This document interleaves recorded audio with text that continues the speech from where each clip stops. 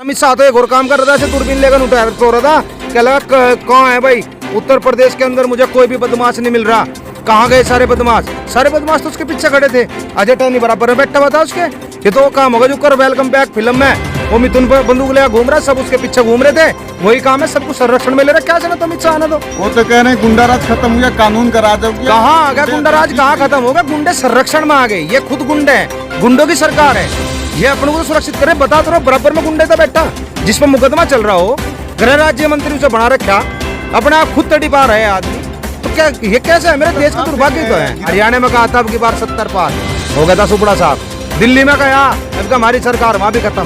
बंगाल में कहा वहां भी खत्म। तो यह इको चैम्बर में फंस चुकी, इस बार में आ चुकी और इको चैम्बर इसे बर्बाद कर देगा। तो जो मोदी जी ने करा हो, एक काम बता दो। मोदी जी आए थे कहते मैं काला धन वापसी लाऊंगा, आगे क्या काला धन? मोदी जी आए थे कहते 15-15 लाख रुपए खाते में गिरूंगा, आगे क्या? मोदी जी कहते वृद्धा पेंशन बनवाती क्या? मोदी जी कहते भाई इस देश के हर आदमी की आय दुगनी कर दी क्या? नु कहते देश से महंगाई खत्म कर दूंगा, कर दी क्या? इस देश से बेरोजगारी खत्म कर दूंगा, कर दी क्या? 2 करोड़ नौकरियां दूंगा, दे दिए क्या हर साल? यार 7-8 तो मैंने बता दिया। बताओ तो कोई सा करा क्या काम इनमें से? चुपड़ा साहब है, इनको तो बोरड फेर देंगे, इस बगू दही तोड़ देंगे इनकी, जुत्तू तो पिटेंगे काम में जाते हुए सार। इनका डंग बैठ जाएगा इस बार।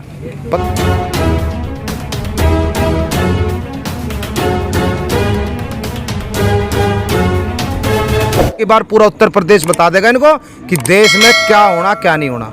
अमित शाह कल गए थे उत्तर प्रदेश में, उन्होंने बयान दिया है कि 2024 में अगर पीएम फिर से मोदी को बनाना है तो योगी को जिताइए। मुझे एक बात तो बताओ, जब एक नॉर्मल सा आदमी है जो हमारा सुप्रीम कोर्ट का जज है, उसकी उम्र 60 साल है रिटायरमेंट की, बस 60 साल के बाद सुप्रीम कोर्ट का जज सही फैसले ले सकता, तो देश का प्रधानमंत्री बुढ़े घोड़े का क्या करेंगे हम भाई? वो सही फैसले कैसे ले लगा? अब जब जवान था जब तो उससे फैसले नहीं लिए जा रहे सही, अगले साल क्या करेंगे उसका चुनकर 2024 में। और अमित शाह तो एक और काम कर रहा था, ऐसे दूरबीन लेकर उठा तो रहा था, क्या लगा कौन है भाई उत्तर प्रदेश के अंदर मुझे कोई भी बदमाश नहीं मिल रहा। कहाँ गए सारे बदमाश? सारे बदमाश तो उसके पीछे खड़े थे। अजय टहनी बराबर में बैठा हुआ था उसके। ये तो वो काम होगा जो कर वेलकम बैक फिल्म में वो मिथुन पर बंदूक लेकर घूम रहा है, सब उसके पीछे घूम रहे थे। वही काम है, सबको संरक्षण में ले रहा। क्या चला तो अमित शाह ने तो वो तो कह रहे हैं गुंडा राज खत्म हो गया, कानून का राज हो गया। कहाँ आ गया गुंडा राज? कहाँ खत्म होगा? गुंडे संरक्षण में आ गए। ये खुद गुंडे हैं, गुंडों की सरकार है। ये अपनों को तो सुरक्षित करे। बता तो बराबर में गुंडे था बैठा, जिस पर मुकदमा चल रहा हो, गृह राज्य मंत्री उसे बना रखा, अपने आप खुद तड़ी पा रहे आदमी। तो क्या ये कैसे है? मेरे देश का दुर्भाग्य तो है। गृह मंत्री आप उनको तड़ीपार बता रहे हैं। तड़ीपार है नहीं क्या? था नहीं क्या तड़ीपार? रहा नहीं क्या तड़ीपार? बदमाश रहा नहीं रहा? लोग मरवाए नहीं मरवाए? अरे एक बात तो बता, एक आदमी बदमाश है तो बदमाश बड़ा गुंडा हो गया ना। जब गुंडा बड़ा हो जाता है वो काम करता नहीं, वो करवाता है। वही काम है सरकार करवा रही है अपने अंधभक्तों पे, बसे आदमियों पे। इन पे क्या काम कर रहे? लोगों को मरवा रहे, गड़वा रहे, खत्म करवा रहे। वही काम तो कर रही। अमित शाह ने एक और बात कहा, उन्होंने कहा कि अब 16 साल की लड़की भी गहने सोने चांदी लेकर सड़कों पर रात में निकल सकती है। उसके 2 घंटे बाद ही उसकी उनके ही भाजपा की वह विधायक क्या बयान दे रही, कल शाम के 5 बजे के बाद थाने में न जाइयो। अगर जाना तो अपने पति को लेकर जाइयो, अपने बाप को लेकर जाइयो। यहाँ की महिला सुरक्षित नहीं है तो उसका क्या करा उसने सरकार ने? बताओ। इनकी तो एक महिला नू भी कह रही 99 साल के लीज पे लिया गया भारत। बताओ, उसके भसरे पे न मारा जाता है इन पे, है भाई? अरे जब देश की आजादी में इतनी कुर्बानियां गई, इतनी मजबूती से लड़े, भगत सिंह का बलिदान गया, चंद्रशेखर आजाद का बलिदान गया, सुभाष चंद्र बोस चले गए, अशफाकुल्ला खां चले गए, इतने लोगों ने बलिदान दिया इस देश के लिए। क्या 99 साल के लिए दिया था वो? क्योंकि इन्होंने करा होगा ना कोई टेंडर बैक साइड, क्योंकि तो अंग्रेजों को मुखबरी करते थे ना, उस समय कोई पर्चा साइन करा होगा इन्होंने, कहला बता हमें दे दो देश। लेकिन कहा जा रहा है कि मोदी जी के नेतृत्व में देश मजबूत हो रहा है, आतंकवादी गतिविधियां भी कम हुई है, सब कुछ। कहाँ हो रही? जम्मू कश्मीर में क्या काम हो रहा है ये बता दो। कितने आतंकवादी आ रहे हैं? पहले तो ना है इनका खुद का अपना सतपाल मलिक जो राज्यपाल है खुद ये बता रहा, कहला जब मेरे टाइम में तो आतंकवादी घुस भी नहीं सका था।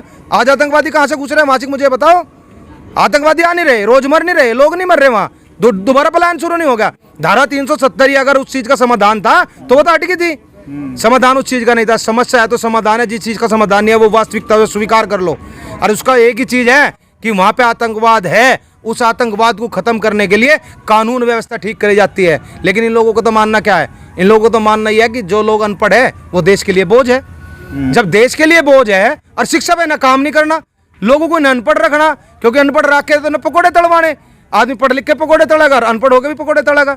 तो फर्क क्या है? शिक्षा पे, एजुकेशन पे या स्वास्थ्य पे तो कोई काम नहीं करना है ना। इन्हें तो क्या काम करना, 10-10 हजार में वोट खरीदनी, देश बेचना, देश का पैसा लेना, देश वालों पर तो वोट लेनी। इन्हें तो राज चलाना। इनका कितने साल की जिनकी 10 साल की 20 साल की, लेकिन देश तो गड्ढे में गिर जाए ना। अमित शाह भी भले योगी आदित्यनाथ तो डंके पीट रहे हैं कि हमने उत्तर प्रदेश को स्मार्ट प्रदेश बना दिया, चमका दिया, गड्ढा मुक्त उत्तर प्रदेश हो गया है। कहाँ आपने कहाँ देखा हो?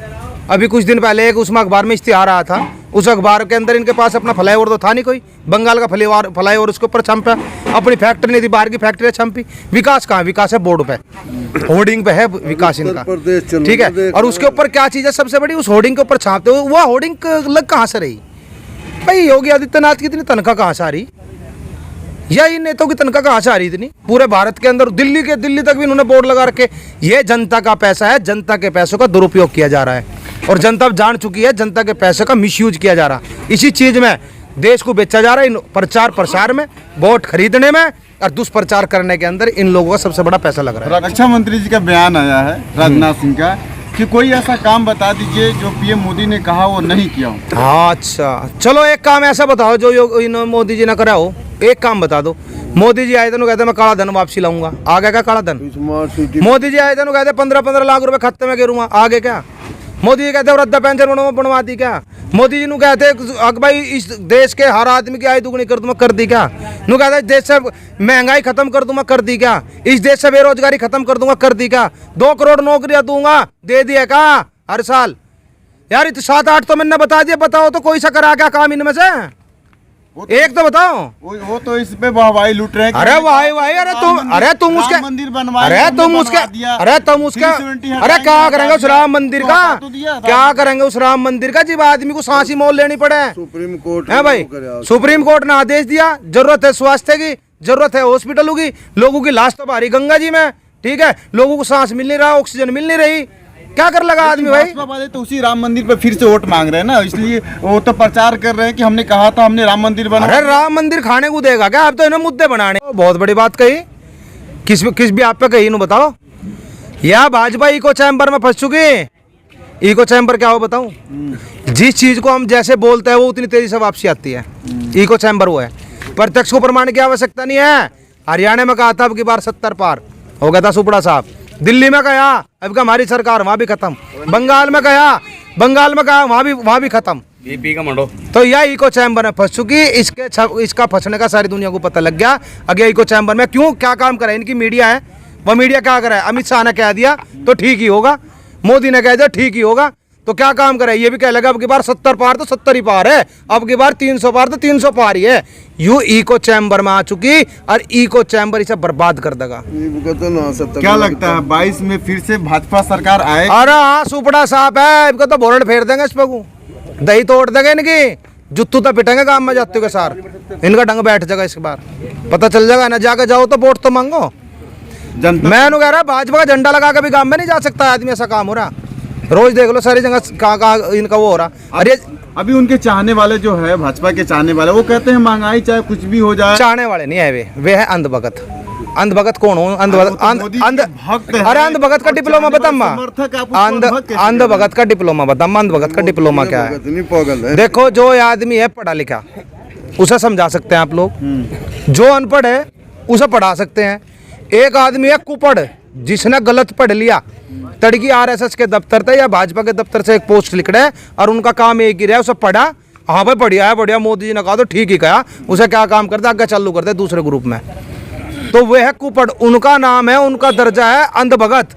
वे है अंधभगत, जो उन्होंने देख लिया फोटो में वही है। क्योंकि आज के टाइम भाजपा सबसे ज़्यादा पैसा अपने आईटी सेल पर, अपने प्रचार प्रसार पर लगा रही, और प्रचार प्रसार का मतलब है पोस्टर होर्डिंग ये लगा करके सच्चाई की आवाज़ को दबाने का प्रयास किया जा रहा है। तो क्या 2022 के चुनाव में परिवर्तन होगा या क्या होगा? परिवर्तन तो होना ही है, एक समय होता है, एक सीमा होती है। क्योंकि कांग्रेस ही वह गंदी नाली है जिसने भाजपा जैसे कीड़े को पनपने दिया।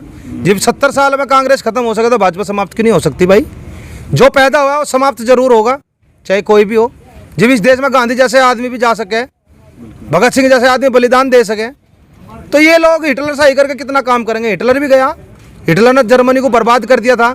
जैसे जर्मनी बर्बाद हुई ऐसे भारत को बर्बाद कर दिया नरेंद्र मोदी ने। इसका भी हाल वही होगा जो हिटलर का हुआ था।